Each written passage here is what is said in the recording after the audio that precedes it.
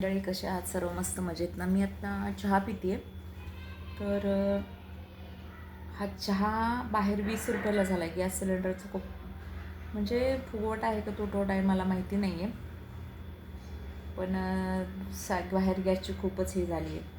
तर आमच्याकडे नशिबाने पाईपलाईनचा गॅस असल्यामुळे चहा जेवण वगैरे व्यवस्थित मिळते. पण ज्यांच्याकडे गॅस नाही आहे, सिलेंडरचं तुटवडा आहे, त्यांची खूप हाल होत आहे. खास करून बॅचलर मुलांचे खूप हाल होत आहेत, कारण मेसवाल्यांनी दर पण वाढवले असतील. आईवडील मर्यादित पैसे देतात मुलांना खरं तर, कारण ते शिकायला आलेले असतात ना, त्यामुळं.